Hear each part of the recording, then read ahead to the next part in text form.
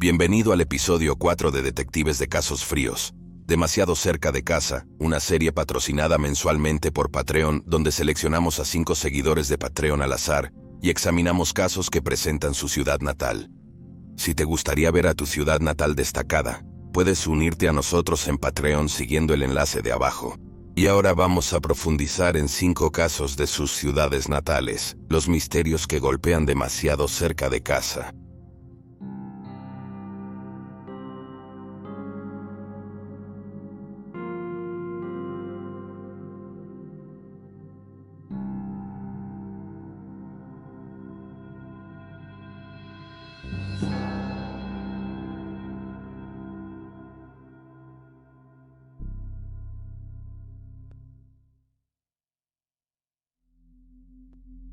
Kevin Mahoney.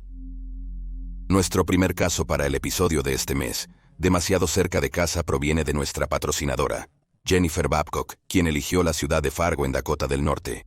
Con una población de alrededor de 125,000, Fargo es un vibrante centro social que cuenta con una universidad bien establecida y varios festivales populares que se celebran durante todo el año. También tiene varios crímenes horribles pero poco conocidos sin resolver. Kevin Gerald Mahoney nació el 23 de julio de 1968, aunque se sabe poco sobre su crianza o su vida antes de desaparecer. Tenía solo 25 años el 22 de octubre de 1993, cuando salió de la casa de un amigo en Fargo y comenzó a caminar hacia el apartamento de su hermano en Moorhead, Minnesota. Hay informes contradictorios sobre lo que Kevin había estado haciendo antes de irse. Según algunos artículos, estaba de fiesta con un grupo de amigos y se le vio salir por testigos alrededor de la 1 a.m., pero otras fuentes afirman que estaba ayudando a redecorar una casa recién comprada. La casa era, según todos los informes, un lugar donde Kevin y sus amigos se reunían frecuentemente para socializar y hacer fiestas.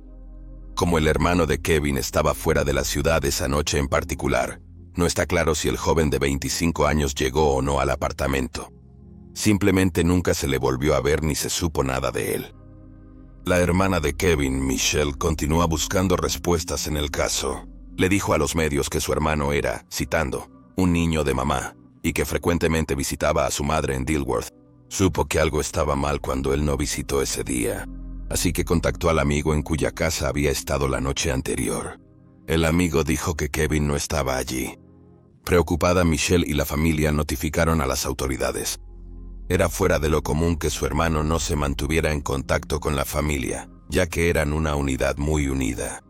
Desafortunadamente, sin embargo, pasó algún tiempo antes de que la policía tomara en serio el informe de persona desaparecida, ya que atribuyeron la desaparición de Kevin a que era un joven que simplemente se fue por su propia voluntad. Según la mayoría de los informes sobre la desaparición de Kevin, había un rumor en la ciudad de Fargo de que el joven de 25 años había tenido algún tipo de altercado con un hombre de Lagos de Detroit y esto tenía algo que ver con su desaparición. Sin embargo, este rumor no está fundamentado.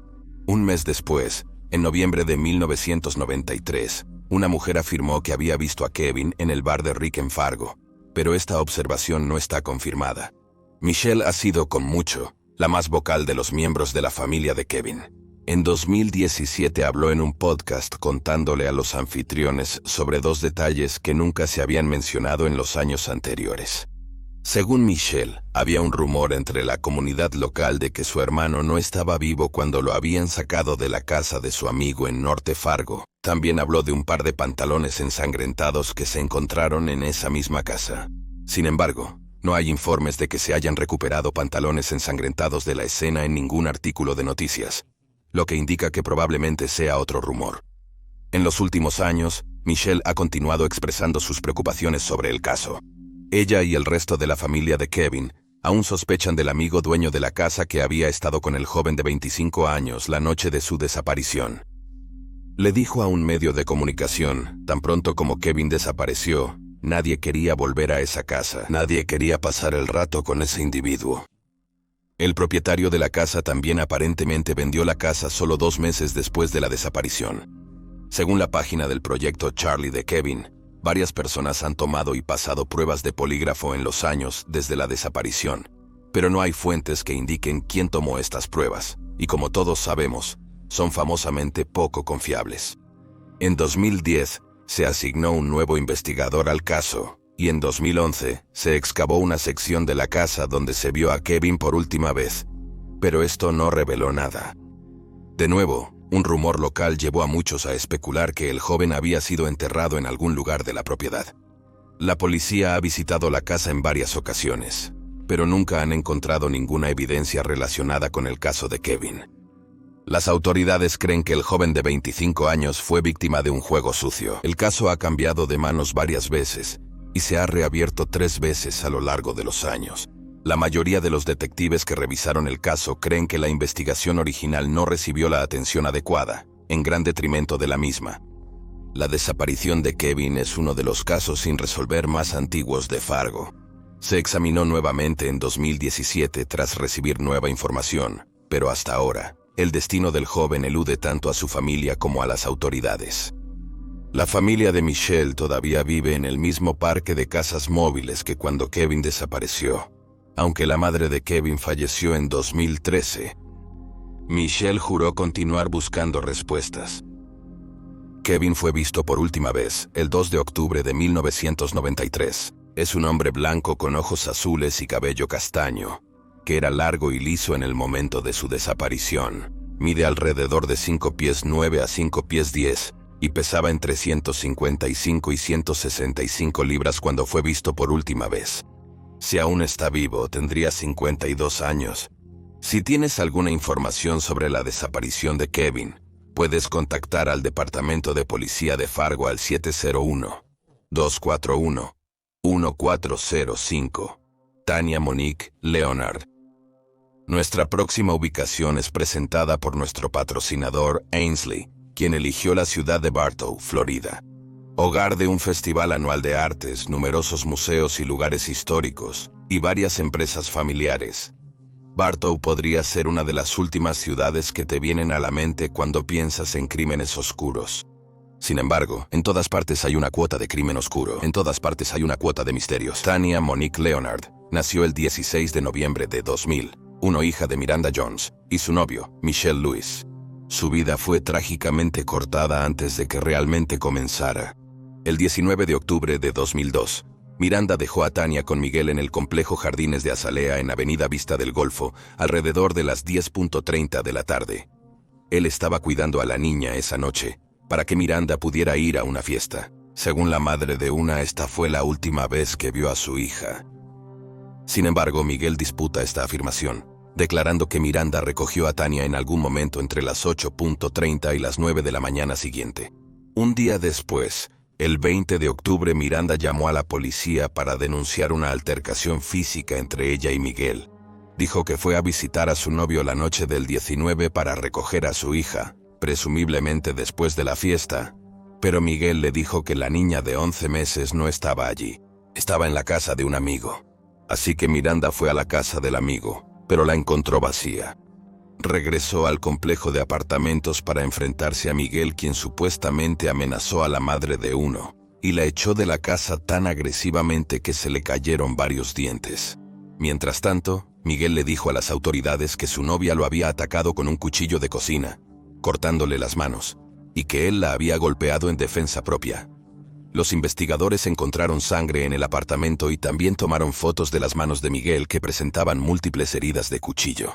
Las autoridades creen que es posible que Tania estuviera siendo utilizada por sus padres como peón en su disputa doméstica. En una entrevista en 2006, Miranda le dijo a los medios que creía que su hija estaba viva y siendo cuidada por la familia de Miguel. Dijo que había tensiones entre ella y su novio sobre la identidad del padre biológico de Tania. Se había programado una prueba de paternidad para algún momento, después de la desaparición del bebé de 11 meses. Miranda agregó que creía que Miguel había escondido a Tania porque tenía miedo de perder la custodia de ella si no era su hija biológica. Después de la desaparición, Miranda y Miguel continuaron viéndose de manera intermitente. Finalmente tuvieron otro bebé un año después. Sin embargo, el Departamento de Niños y Familias de Florida se movilizó para terminar los derechos parentales de la pareja hacia su hija recién nacida. Como resultado, Miranda y Miguel perdieron la custodia del recién nacido, quien fue adoptado por otra familia. En los años desde la desaparición de Tanya, Miguel ha sido arrestado al menos 6 veces. La mayoría de los cargos están relacionados con disputas con Miranda. Aunque no hay evidencia física que indique que ella está muerta, y algunos investigadores creen que aún puede estar viva, aparentemente la policía de Bartow siente que lo más probable es que Tanya haya muerto. La mayoría de los investigadores creen que al menos uno de los padres estuvo involucrado en la desaparición y la probable muerte de Tanya.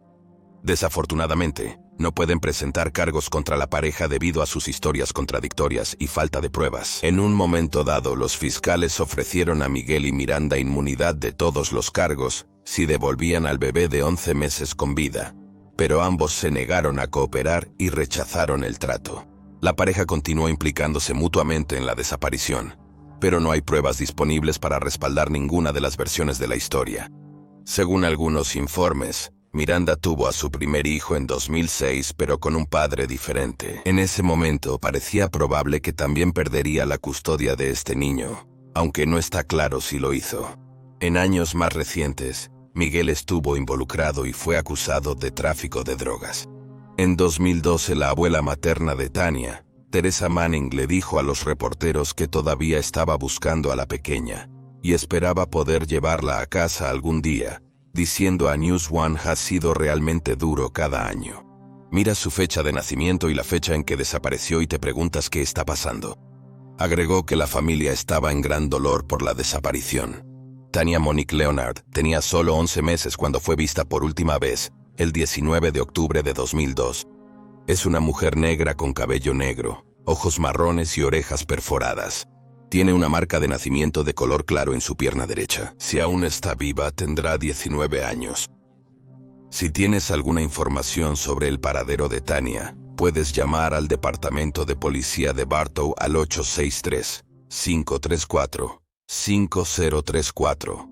María Juana Van Glider. Pasando a nuestro tercer caso, este es de nuestro patrocinador, Nick, quien eligió el estado del medio oeste de Ohio como su ubicación.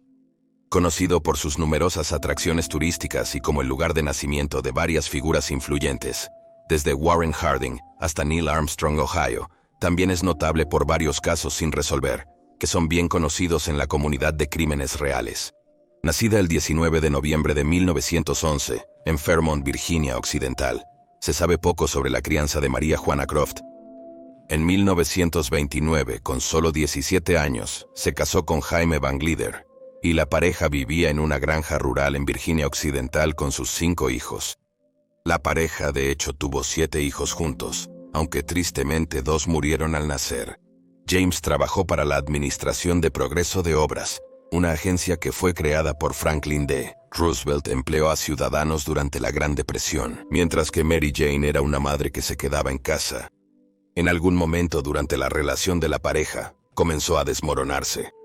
Mary Jane alegó que su esposo era un alcohólico abusivo, y la pareja finalmente se separó en 1943. La madre de 5 decidió mudarse a un pequeño apartamento por su cuenta, dejando a los niños con James antes de mudarse a Guillermo, Ohio en 1944. Solo se quedó aquí brevemente antes de mudarse a 30 minutos de distancia a Plymouth. Aquí, Mary Jane consiguió un trabajo como almacenista en el depósito de la Fuerza Aérea en Shelby, Ohio. Para mayo de 1944 fue promovida a encargado junior de la casa de trabajo. Las cosas parecían ir bien para la mujer de 32 años en su nueva vida. El día de San Valentín de 1945, Mary Jane solicitó el divorcio de su esposo. Regularmente intercambiaba cartas con sus hijos, enviando a su hija mayor, Ana, que tenía 14 años, ropa y bonos de guerra junto con sus notas. Luego, Ana recibió una carta de su madre pidiendo que le devolviera los bonos de guerra. La joven de 14 años accedió y abruptamente, Mary Jane cesó todo contacto con sus 5 hijos. El 8 de marzo de 1945, Mary Jane solicitó la liberación inmediata de su trabajo, citando como motivo las tareas domésticas adicionales. Firmó los documentos correspondientes en persona. Esta fue la última vez que alguien vio a la madre de 5 hijos. Meses después, el 23 de noviembre, Jaime Van Glider solicitó el divorcio de su esposa separada. Como Mary Jane no respondió, A James se le concedió el divorcio y la custodia de los hijos solo 3 días después. Luego volvió a casarse. Anna se volvió cada vez más ansiosa acerca del paradero de su madre, y no creía que simplemente se iría y no mantendría contacto con ella o sus otros hijos. Cuando el hermano de Mary Jane regresó de la guerra, se inició una búsqueda para la madre desaparecida de 5 hijos, pero parece haber aportado muy poca información. En 1949, el sheriff de Fairmont solicitó una verificación de bienestar, pero el jefe de policía en Plymouth no pudo localizar a la mujer, que ahora tenía 38 años. Se contactó a su último empleador conocido, el depósito, y respondieron en mayo de 1952, proporcionando sus 2 últimas direcciones conocidas en Ohio, y declarando la fecha en que se fue y su motivo para irse. Mientras tanto, Anna continuó buscando a su madre, escribiendo cartas a Edgar J. Hoover, la Administración del Seguro Social y el Departamento del Tesoro de los Estados Unidos. Sin embargo, ninguna de estas correspondencias le dio a Anna las respuestas que deseaba. Jaime Van Glader murió en 1985. Poco antes de su muerte, la casa familiar en Virginia Occidental había sido quemada hasta los cimientos, destruyendo cualquier posible pista y documentación de Mary Jane junto con ella. En 2018, el caso fue asumido por el detective Adam Turner del Departamento de Policía de Shelby, Ohio. Descubrió a 2 Juana Does, que podrían ser coincidencias potenciales con Mary Jane, y está buscando exhumar sus cuerpos. Actualmente hay una página de GoFundMe que se ha establecido para ayudar a financiar la exhumación y las pruebas de ADN de la Juana Doe de Eaton, Ohio, conocida como Penélope. Ella es una coincidencia potencial para Mary Jane, y el enlace de GoFundMe se puede encontrar en la descripción de este video. Sorprendentemente, Rosa, la hermana de Mary Jane, desapareció años después de la madre de 5. El detective Turner ha dicho que es posible que las desapariciones estén vinculadas, pero también admitió que hay muy poca información disponible sobre Rosa. Las autoridades no han podido encontrar siquiera una foto de ella. Se sabía que estaba en algún lugar del noreste de los EU, en la década de 1960, debido a que Mary Jane citó tareas domésticas adicionales al renunciar a su trabajo. Muchos detectives en línea han teorizado que conoció a alguien más, quedó embarazada y decidió comenzar de nuevo en algún lugar. Otros han sugerido que tal vez quedó embarazada de alguien que era igual o más abusivo que su esposo. Algunos incluso han sospechado que Jaime Van Glader estuvo involucrado en la desaparición de su ex esposa. Todas estas son teorías, y hasta ahora es imposible decir qué le sucedió realmente a Mary Jane en 1945. María Juana Van Glader fue vista por última vez el 8 de marzo de 1945 en el depósito de la Fuerza Aérea en Shelby, Ohio. Era una mujer blanca de 33 años con cabello castaño, ojos marrones y pecas en el puente de su nariz. Puede tener cicatrices en su hombro de cuando fue golpeada por la hélice de un avión. Tenía dientes en mal estado o dañados en el momento de su desaparición, y medía alrededor de 5 pies y 5 pulgadas, y pesaba alrededor de 165 libras. Si tienes alguna información sobre la desaparición de Mary Jane, puedes llamar al Departamento de Policía de Shelby al 41-9347-2242. Cory McCaig. Nuestro primer y único caso británico este mes proviene de la hermosa e histórica ciudad de Bury St. Edmunds, en Reino Unido, una ubicación elegida por nuestra patrona, Clara. Rodeada de verdes colinas ondulantes, algunas de las atracciones turísticas más queridas de Bury incluyen la Catedral de St. Edmundsbury y los hermosos jardines de la abadía, pero no se deje engañar por su apariencia pintoresca y humilde, ya que Bury St. Edmunds es el hogar de uno de los casos sin resolver más desconcertantes del Reino Unido. Nacido en Perth, Escocia en septiembre de 1993, Cory McCaig y sus 2 hermanos fueron criados en gran parte por su madre, Nicola, después de su divorcio de su padre. En 2013, a la edad de 20 años, Cory se unió a la RAF. Fue asignado al Escuadrón número 2 del Regimiento de la Real Fuerza Aérea con base en RAF Honington después de su entrenamiento. Aquí se convirtió en el artillero y médico principal de su escuadrón. Cory fue visto por última vez en las primeras horas de la mañana del 24 de septiembre de 2016 en Bury St. Edmunds. El joven de 23 años fue a la ciudad para salir de noche con amigos. Aunque estaba bebiendo mucho, tenía la intención de dejar su coche en la ciudad y volver a buscarlo al día siguiente. En las primeras horas de la mañana, después de salir del club nocturno Flex, en la calle Santo Andrés Sur, los amigos se separaron, y Corey fue solo a un restaurante de comida para llevar llamado Mamma Mía. Fue visto aquí entre la 1:15 y la 1:30 de la mañana.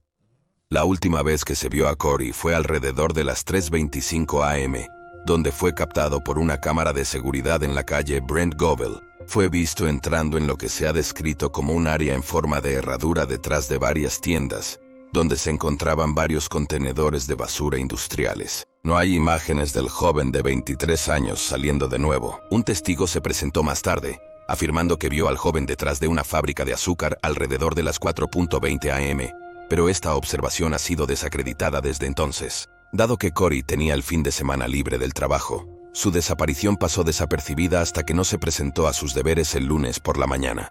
La búsqueda de Corey fue enorme. La policía desplegó helicópteros y contó con la ayuda tanto de la RAF como del equipo de búsqueda y rescate de las tierras bajas de Suffolk, pero no se encontró rastro de Corey.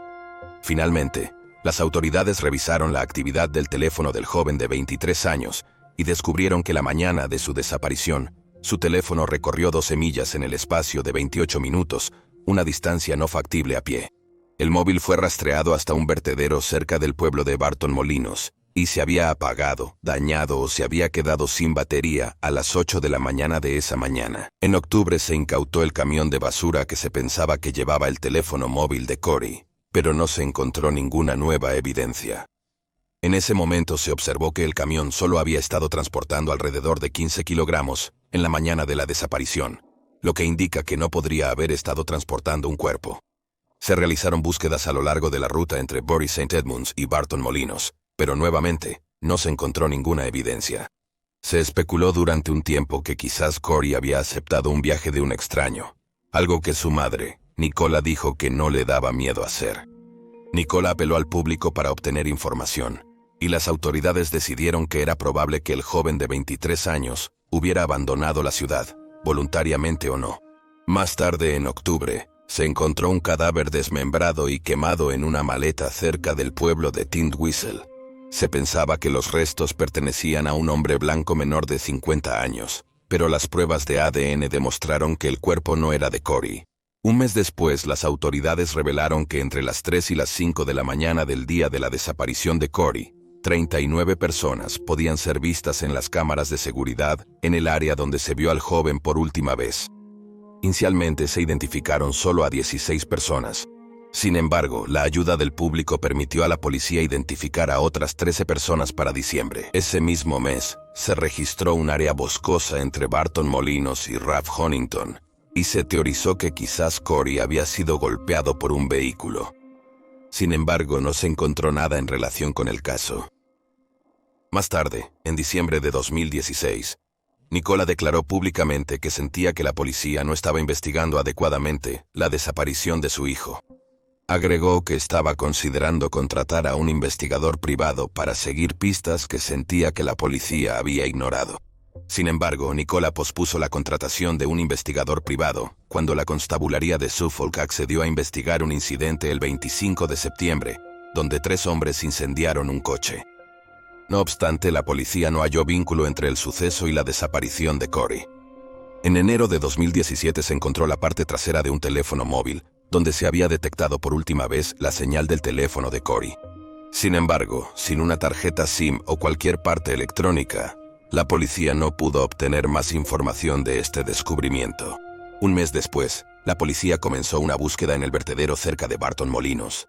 Teorizaron que Corey había trepado a uno de los contenedores industriales cerca de donde fue visto por última vez, y había sido vaciado en el camión de basura esa misma mañana donde posteriormente fue aplastado hasta la muerte. La familia del joven de 23 años tenía dudas, pues su coche estaba cerca estacionado. Sin embargo, el padre de Corey, Martin, le dijo a los medios que su hijo solía dormir encima o dentro de los contenedores de basura. No está claro por qué nadie notó el increíble peso del contenedor de basura y por qué ninguno de los hombres de la basura pensó en revisar dentro. Algo que se supone deben hacer para prevenir incidentes como este. En marzo de ese año, las autoridades revelaron que el camión de basura de la ruta donde desapareció Corey, en realidad pesaba más de lo que inicialmente se pensaba. lo que significa que era posible que él estuviera dentro del camión después de todo. El 21 de julio de 2017, después de una búsqueda de 20 semanas, la policía canceló la búsqueda. No se halló nada sobre el caso Corey. Los únicos restos humanos descubiertos fueron un cráneo humano que pertenecía a una mujer y era anterior a 1945. En este momento, las autoridades habían revisado 6.500 toneladas de basura. La elección de finalizar la búsqueda fue ampliamente criticada. Nicola buscó una orden judicial para evitar que se perturbara el área donde se pensaba que estaban los restos de Corey. Nicola, junto con los dos hermanos de Corey, han hablado públicamente sobre las supuestas inconsistencias relacionadas con el peso del camión de basura. Los tres creían que los datos habían sido manipulados o que alguien había mentido a la policía. Nicola agregó que las imágenes de CCTV que la policía tenía de la noche en que su hijo desapareció se detuvieron a las 12 p.m. del sábado siguiente. Afirmó que era posible que Corey hubiera abandonado el área en algún momento después de esto. Sin embargo, Martín cree que su hijo murió después de quedarse dormido en un contenedor de basura, como ha sugerido la policía. En los años desde su desaparición, ni las cuentas bancarias de Corey ni sus redes sociales han sido tocadas. En agosto de 2020 se encontraron restos humanos en bolsas de basura en el río Estuardo Sudbury. Se ha descartado que pertenezcan al joven de 23 años. A pedido de la familia, se planea investigar la muerte de Corey este año.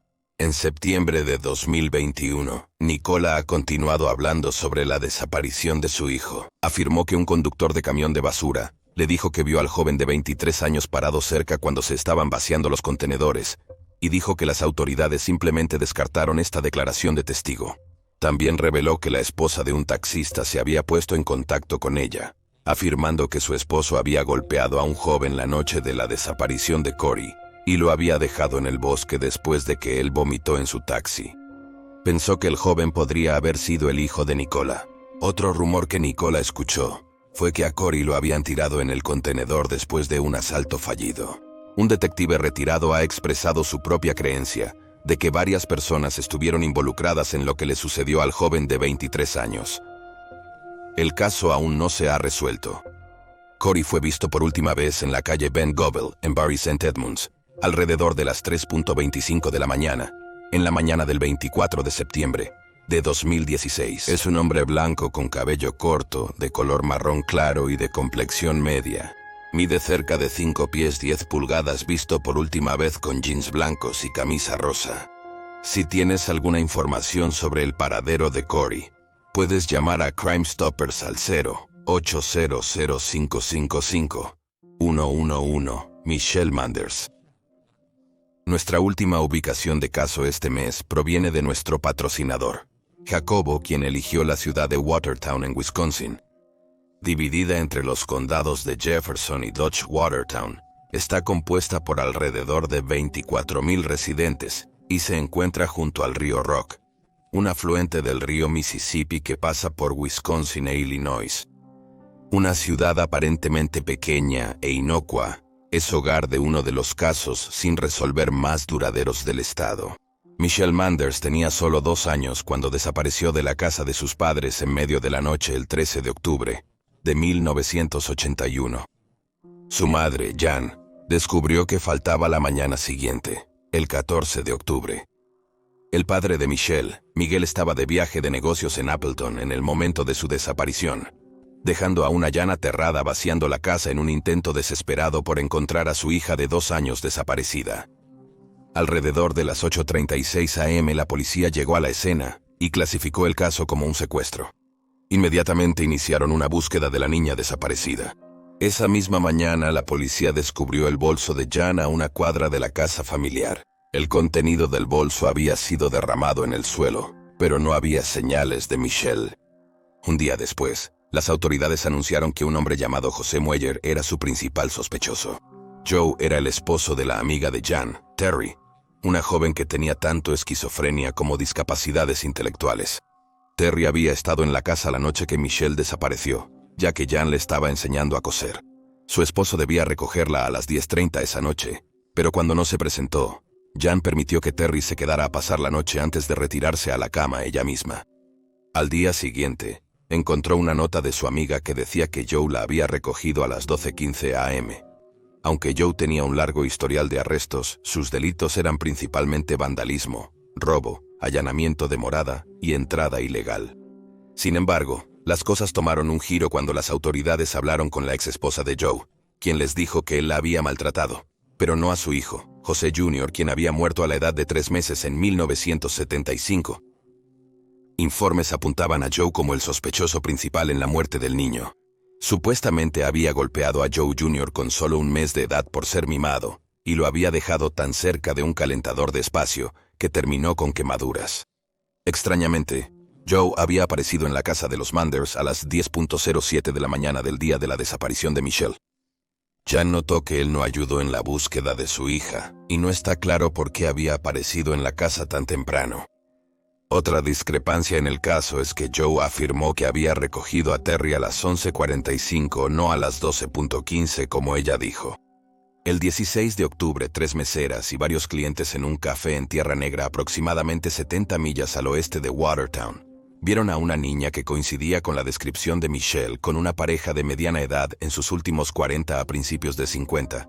Muchos pensaron que su comportamiento era extraño, ya que parecían demasiado mayores para tener un niño de 2 años. Tanto el personal como los clientes notaron que el hombre ignoraba a la niña, mientras que la madre se negaba a dejarla tener helado gratis que se les ofreció. Cuando más tarde la madre llevó a la niña al baño, ella comenzó a gritar. La pareja partió rápido después. Las meseras se presentaron el 21 de octubre, contándole a su departamento de policía local lo que habían visto, y la información se pasó a las autoridades de Watertown. Se les dijo a las 3 mujeres que los investigadores del caso se pondrían en contacto con ellas, pero nadie nunca se comunicó con ellas. Por ese tiempo, la policía declaró públicamente su creencia de que Michelle fue secuestrada. La policía también entrevistó a Terry, quien le dijo a las autoridades que había abierto la puerta trasera para Michelle y le había dado el bolso de su madre a las 11 p.m. en la noche de la desaparición. Sin embargo, no está claro exactamente qué sucedió, ya que las historias de Terry pueden ser confusas y contradictorias. Algunos investigadores han sugerido que es posible que Terry dejara la puerta trasera abierta cuando salió de la casa esa noche, y Michelle se alejó. Después de esta entrevista, el Federal Bureau of Investigation abandonó la investigación, declarando su creencia de que no tenían jurisdicción. El 5 de noviembre de 1981, menos de un mes después de su desaparición, el cuerpo de Michelle fue encontrado en la orilla occidental del río Rock, a 2 millas de su casa, en un área que ya había sido buscada previamente. Todavía llevaba puestos sus pijamas rosas con los que se había ido a la cama. Un patólogo que trabajó en el caso concluyó que Michelle debió haberse ahogado. Llegó a esta opinión por proceso de exclusión, ya que no había prueba de trauma premortem. Sin embargo, se encontró una posible hemorragia en el cráneo y había sangrado cerca del medio del oído. Estas lesiones podrían haber sido causadas por estrangulamiento o asfixia. El patólogo también fue incapaz de determinar cuándo murió Michelle. A pesar de las lesiones que había sufrido, su muerte fue dictaminada como un accidente. Un año después, en octubre de 1982, la madre de Michelle, Jan, contrató a un investigador privado llamado Norberto Kuczewski, quien tomó el caso de forma gratuita. Después de revisar los archivos del caso, Norbert descubrió las declaraciones de las testigos, las meseras del café, y rápidamente fue a hablar con ellas. Unos meses después, en enero de 1983, se reabrió el caso de Michelle. Poco después, Norbert entrevistó a Terry Mueller, quien le dijo que unos 5 minutos después de que dejó salir a Michelle por la puerta trasera, un coche entró en el camino de entrada. Inicialmente, Terry pensó que era su esposo, pero a medida que se acercaba, notó que era un vehículo blanco grande, mientras que Joe conducía uno rojo pequeño. Terry afirmó que vio a Michelle en el vehículo, mirando por la ventana trasera. La hermana de 2 años, Jennifer, mencionó a su madre un hombre sombra que entraba en la habitación de las 2 en medio de la noche. En años recientes, Jennifer le dijo a los medios que todavía recuerda a un hombre entrando a su habitación, pero que no está segura de quién era. En ese momento, ella asumió que su padre había llegado a casa temprano, por lo que volvió a dormir. Esta pista nunca ha sido explorada. Otro sospechoso en el caso de Michelle fue un hombre llamado Jaime Dunn, quien llamó la atención de la policía después de que su ex esposa se presentó con sus propias sospechas. Dunn había sido condenado por molestar a las 3 hijas de su ex esposa, y se sospechaba que había matado a varias personas en la década de 1980. Sin embargo, Dunn estaba en prisión en el momento de la desaparición de Michelle. El tercer y último sospechoso en el caso fue un hombre llamado Eduardo Wayne Edwards, un hombre de mantenimiento a principios de la década de 1980, que trabajaba en la Casa Concordia. Su ADN fue encontrado en una mitad de una pareja desaparecida, que desapareció después de una recepción de boda en la Casa Concordia, en 1980. En 2009, después de ser confrontado con la evidencia de ADN, Edwards admitió haber asesinado tanto a Timoteo Hack como a su amor de la escuela secundaria, Kelly Drew. Más tarde admitió haber matado a otra pareja de Ohio y a un joven a quien consideraba su hijo adoptivo. Sin embargo, Edwards mantuvo que esas eran sus únicas víctimas y nunca se implicó a sí mismo en el secuestro de Michelle. Murió en abril de 2011. Después de que Michelle desapareció, su padre Miguel se negó a discutir el incidente. Esto llevó a tensiones entre él y Jan, lo que finalmente resultó en divorcio.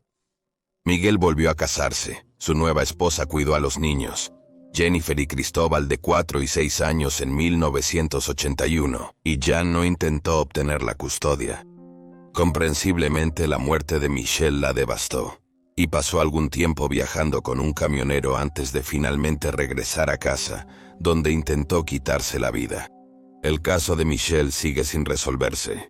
Muchos investigadores y detectives en línea no creen que simplemente se haya ido por su cuenta, ya que el viaje al río era bastante largo y peligroso, y había sido una noche oscura y fría cuando supuestamente había salido por la puerta trasera. Un fiscal de distrito llamado Ricardo Perkins nunca dio su aprobación para cerrar el caso como un accidente. Él era escéptico de esta afirmación y creía que no se podía descartar la posibilidad de un juego sucio. La mayoría de los documentos y pruebas en este caso han sido destruidos desde entonces, y tristemente parece probable que las respuestas continuarán eludiendo tanto a las fuerzas del orden como a la familia de Michelle.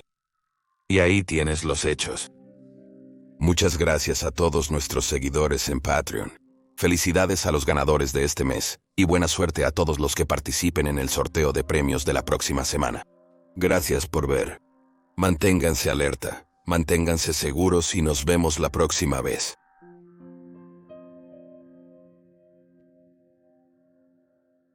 Gracias.